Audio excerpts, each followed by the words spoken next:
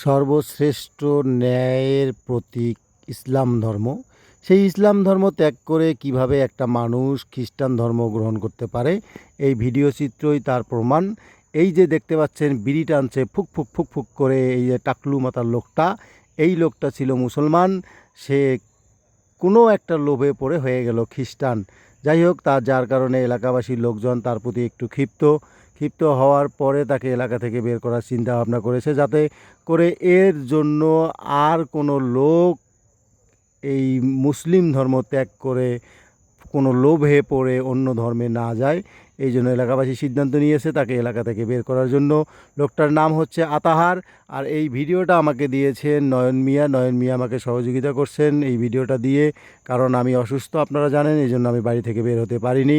যাই হোক, কী ঘটনা ঘটলো এখানে সব কিছু নিয়ে একটা ভিডিও, এখানে ক্লিপ আছে, যে ক্লিপটি আমি আপনাদেরকে দেখানোর চেষ্টা করতেছি, আপনারা দেখতে থাকেন।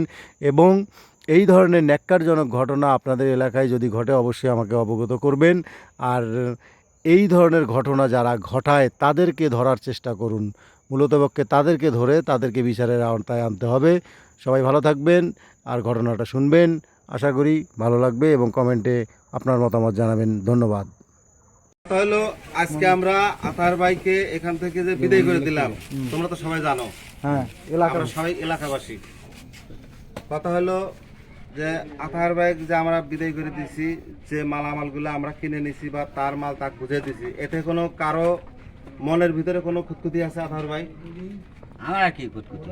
তুমি খুঁতখুতি না থাকলে না হয়তো ওইভাবে নিছি, এরকম তো আমরা নিছি।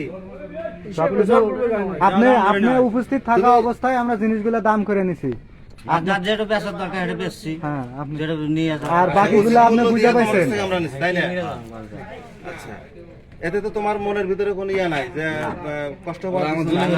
আচ্ছা, ঠিক আছে। আর আমার একটা দাবি, যে মোটান বাহিগুনি আছে 5-7,000 10,000 আছে, 2-3-4,000 আছে, এক কথা কইতে 500 নিচে যার আছে সেটা হিসাব।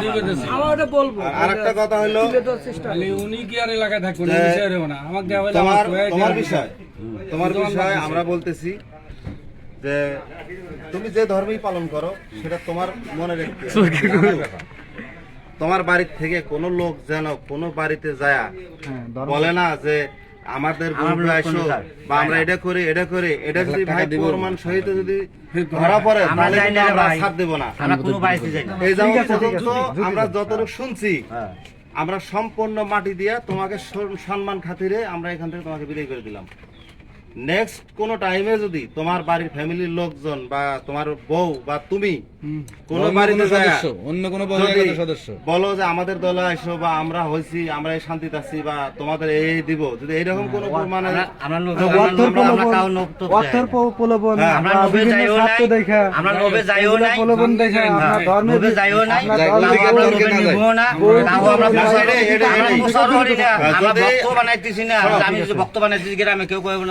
তার কারণ আমাদের গ্রামের ভিতরে সবাই আমরা মুসলমান, এখানে হিন্দুও নাই। আর দুই একটা হিন্দু বাইরে থেকে গেছে যারা জাত হিন্দু, তাদের আমরা ওইভাবে দেখি, ওরা ওইভাবে চলে। কিন্তু আমরা চাই না যে আর দুই একজন এরকম হোক। হ্যাঁ, আজকে হয়তো আমরা সবাই মুসলমান, কিন্তু যার ভিতরে ভাইরাস ঢুকে গেছে, যার কারণে আমরা এগুলা করতেছি। কিন্তু আর জানি ভাই না হয়, আর যদি ধরা পড়ে এরকম যে না, ও কিন্তু মনে করে আর ছাড় পাবে না, যে কেউ হোক। এটা তোমাকে আমরা সুন্দরভাবে বলে দিলাম, তুমি এইভাবেই চলবে।